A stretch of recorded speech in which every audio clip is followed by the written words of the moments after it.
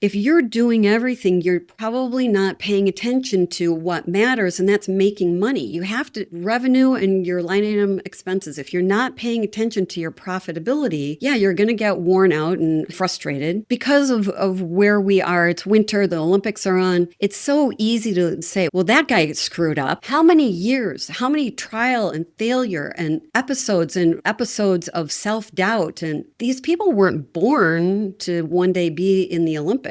They are training, they've got discipline. It's the same thing when you own a business. Welcome to Built4Profit Podcast, where entrepreneurs share real stories and strategies that actually work. We're here to inspire, challenge, and give you the playbook to profit with purpose. Let's get into it. Let's do it.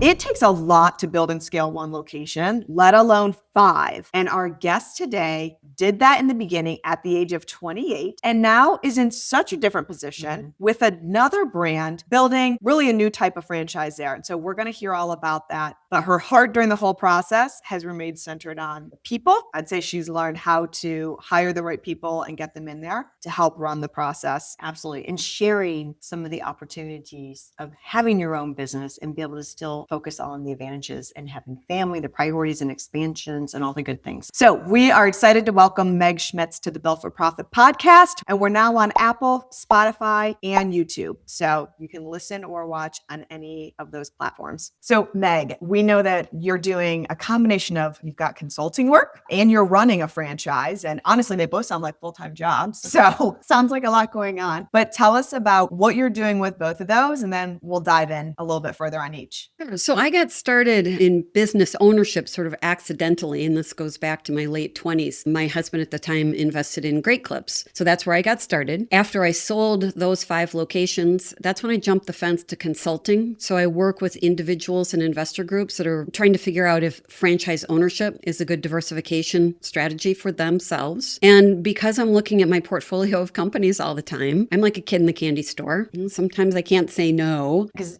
sometimes, I hate to say it quite like this way, but they fall in love with a concept or a brand. And it sounds like you would have fallen in love with it, but it also has to make sense. Well, and this is why we're here. It's because it should be a well thought out, researched financial decision. I mean, who gets into business not to make money? We all get into business to make money. But depending on where you are, if you're just getting started as a franchise investor or operator, you're going to have a different financial motivation than probably where I am at. First of all, Shay and I have to remind each other quite frequently. We're like, remember, we committed to not buying a franchise because we'll talk about brands and they're awesome. And we're like, this would be so fun. So that's one of our rules between us for the podcast. So far, we have stuck to it so far. But I am interested, Megan, since you've been in this industry for a while, you have probably seen so much with different brands, different trends, all these sort of things. So what are you seeing now that is maybe really different or something that you think is coming that, someone just looking from the outside might not see? People are funny about what they want to own. Unsexy, necessary, essential never goes out of style. And they're profitable. They tend to ramp up more quickly. Let's just say B2B or B2C home services, for example. Necessary, essential. What's up and coming is how much money millennials and seniors are spending on things that they don't want to do. I got to say, Meg, we just did an episode with Ideal Siding, and we specifically asked him, how do we make siding sexy? And you have to tune into that one. You know what? When you think about essential, and I'm probably a little biased with this filter, Meg, I think of like haircuts. I mean, obviously, right? Yeah. There's a lot of things I'm going to, make sure I can get in my budget, and that's going to be one of them. But, during the pandemic, you even saw it where people were finding ways to get their hair cut. There was a meme that was going around at the beginning of the pandemic, a woman who's naturally a brunette. So you can see the roots are growing out, her eyelashes are falling off, her facial hair is growing in, and her fingernails are, becoming claw-like. What's necessary and essential? Well, ask that woman, and each one of those 4 services is essential. Yeah, very true. What about Image Studios now? Tell us a little bit about that and how that one did sneak in to your portfolio. I came from Great Clips. That was my first experience in business ownership. And I had a turning point during the 12 years that I owned that, where I really became a big fan of cosmetology. I gained a tremendous amount of respect for just how hard labor related trades are. So what's fun for me with the collective of professionals that I have is that unlike some of the other franchise concepts, Image Studios is not focused on just one type of service. So I've got tattoo artists, estheticians, barbers, the whole gamut. And so people walk in going to their one professional and they look around and say, wow, I could spend all Saturday here and get everything done from waxing to a pedicure. And for those who've not been to one, they are beautiful. It's kind of a cool little community, if you will. We at Image wanted an elevated experience, not only for the professionals, but for their clients. And so we're, as a brand, very particular about our location, which is why I'm still at one location and not 2 and 3, because you don't pop them up on any street corner. There's a whole psychology behind location strategy so that elevated experience fits in with the shopping trends in that area. It makes me think like certain casinos, you walk in and there's some grandeur about it, but it's the experience of it. Because a lot of people have a really talented skill set in the cosmetology, beauty, whatever service world. But the service and the experience when they walk in there and how they run their business, I don't want to say that's a new concept, but it seems unique. Tell me why I think that. It's an interesting thing, Shay, because the professionals want that. In some markets, it doesn't sell as well to the professionals. They want luxury, but they don't want to pay the price for that. And so I'm glad that it feels like an experience for you that should be pervasive in the culture of Image Studios, that we are delivering an exceptional experience, not only to the pro, but also when their client walks out. Sometimes I'll stop them and say, how was everything today? It's so much better than where he or she used to be. It's franchising, so there's competition out there. The winner is the one who's going to every day at 10 years, 15 years, continue to deliver clean, professional environment that is safe. Meg, I saw a flourishing and fabulous personal life. It looks like fun things, outdoor. I know the fashionista. I mean, just some very fabulous things. And I would venture to guess that what you do now, as far as time-wise, would look very different than when you were running 5 great clips. Is that a fair assumption? Absolutely, because I'm older. I'm married to somebody I love. I have the freedom of time. Back when I was running Great Clips, I also was getting divorced. Eric was 7 when his dad and I separated. And so I was a full-time mom and I had 5 salons. That said, I was very particular about how I spent my time. Can you share just like a tip? A lot of the listeners are probably more so where you were when you were running those salons. You know, they're operating, they're running, they might have several locations. They might still only have one, but as you know, sometimes one takes just as much time as 5 does because you might be in it more. So something that now that you're on the other side, you've got this wisdom, you've got this experience, what could you share with them to kind of help them while they're still in it right now and they want to be on that ATV, but they're not yet? Looking back, I think the best lesson I learned is time management and hiring the right people to take the responsibilities that I didn't want or couldn't devote the time to. When I'm doing my consulting work, I'll talk to people about, just watch, it's going to happen, single location, you're going to get sucked into the vortex and it's totally fine. So it's really easy to fall into the trap of, I got to be there. But if you flip the paradigm and think of it differently, I'm going to hire industry experts who can run this far better than I can. I'm going to create a culture where they really want to come here to work. And it's such a great lesson because you hear that all the time, and I'm sure you do with, franchisees that you mentor, that they are so into the weeds. They don't want to let that go, or they're worried about it, or they're not the best person to do it. And we're going, hey, listen, just go find someone or defer something you're not good at least. They may like certain parts of it. They're not good at it, or vice versa. Yeah. We hear that a lot. Well, and to the topic of this program, if you're doing everything, you're probably not paying attention to what matters, and that's making money. You have to revenue and your line item expenses. If you're not paying attention to your profitability, you're going to get worn out and frustrated. So being able to not only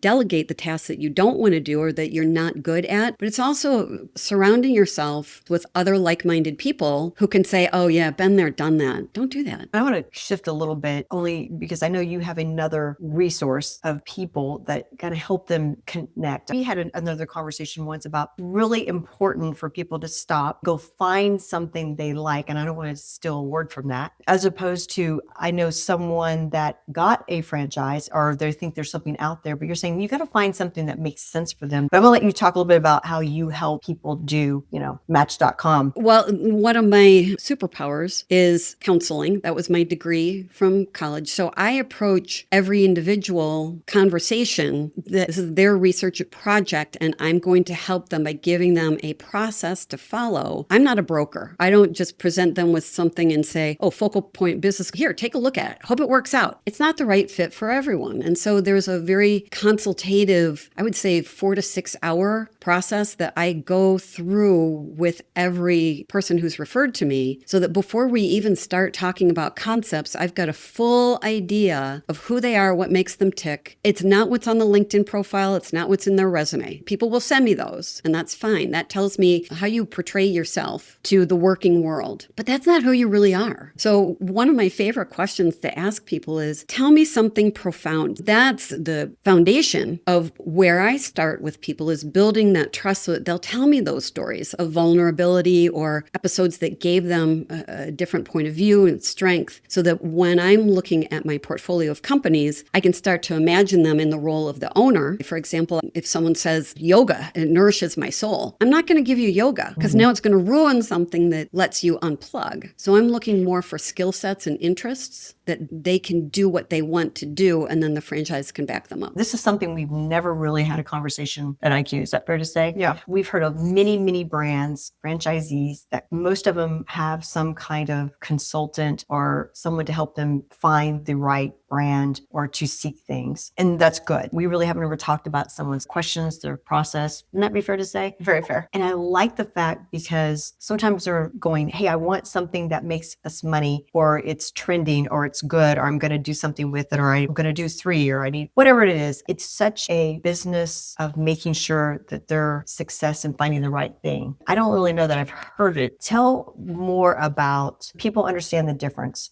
If I'm going to go look and start somewhere, I don't have any idea where to go. How do you find the right person, or how do you start somewhere? Like, I want to get into franchising. Can someone sell every brand? Do they have access to all of this? For me, I work for a company, I'm a 1099 for a company called FranChoice. And FranChoice has been around for 25 years. From the very beginning, I've known the founder. Actually, he was VP of franchise development at Great Clips when I was a franchisee. And in putting together FranChoice, Jeff Elgin's goal was to have a company full of consultative people who have actual franchise industry experience. We all have some kind of franchise experience, but I've also got that extra layer of the counseling degree. And then now with my forever husband, we're working with entrepreneurs all the time. Entrepreneurs have a passion. They started a concept because they saw a need, and they're really passionate about bringing it to the masses. But we are more than brokers. And to me, a broker is somebody who'll give you a tear sheet on 2 or 3 concepts and say, check it out. Where I work with people from soup to nuts, and mostly they're referrals, or they hear about me on a program like this and seek me out. How do I buy a franchise? It's not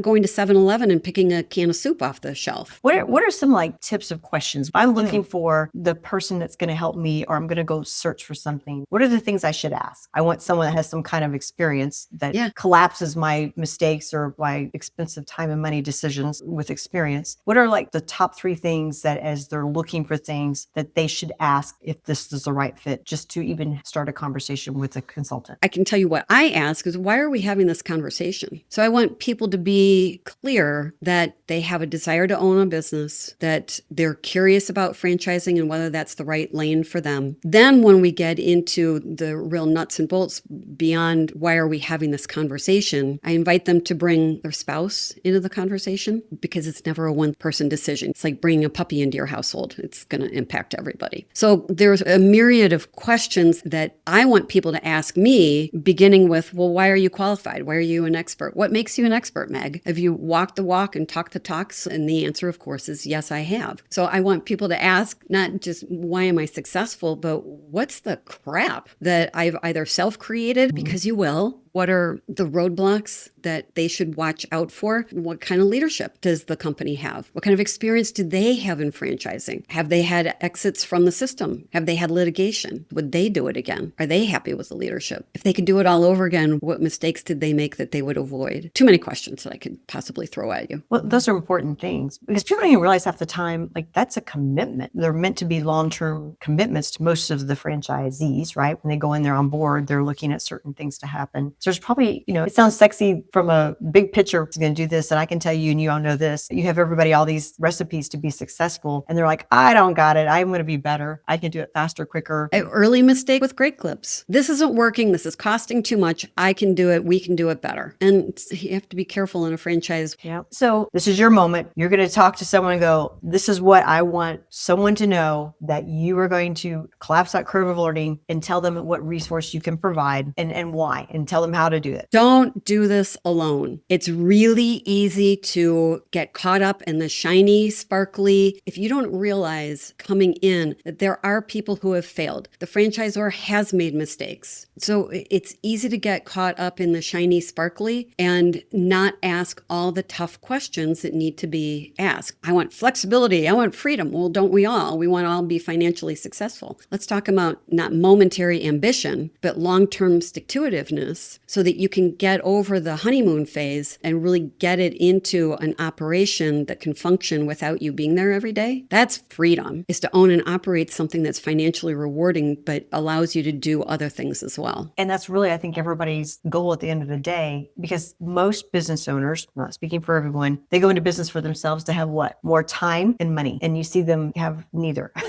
Yeah. And that first, or being honest that, you're doing a check-in. This is what your window is to get there. It's not easy. It's a different journey a lot of times. Because of where we are, it's winter, the Olympics are on. It's so easy to say, well, that guy screwed up. How many years, how many trial and failure and episodes of self-doubt. And these people weren't born to one day be in the Olympics. They are training. They've got discipline. It's the same thing when you own a business. It's really no different. That's a good way of putting it. Because if it were easy, everybody would do it. And it's an adventure. I mean, no one ever says, yep, we just opened it up and everything went smooth and great. You heard that? I haven't heard that story yet. And it's a mind game of a journey. Absolutely. It's always emotional. People will never forget when they finally break even, go, oh my God, I don't have to feed it again this month. I don't have to put more money into it. Yay. And if you're not paying attention, it is easy to let things fall through the cracks and not be as successful as quickly as what you would want. That's great. Thanks for sharing your wisdom with us, Meg. Thank you for having me, ladies. It's been fun to have a tag team interview. You're both dynamic and it's been fun to get to know you both. So if the listeners want to have more information, how do they connect with you? It's so easy. So my name is my website, megschmitz.com. We, of course, have my phone number and there's a form. Yes, let's chat. Awesome. So thank you so much, Meg. Thank you very much. One of the heaviest loads business owners carry are taxes and expenses. They can make or break your bottom line. Yes, we see it every day. And that is why we have partnered with Lightening the Load, expert tax strategists and CPAs. And they help you get a deep dive on those numbers, uncover different strategies, and keep more of what you've actually earned. They don't just file returns, they lighten the load for you with confidence. And that way you can grow and scale your business. So check out, it's in the show notes below. We got a 30-minute free consultation for you with Lightening the Load, and you're talking to a CPA. Unbelievable. Click on the link below and take advantage of it. We'll see you in the next episode.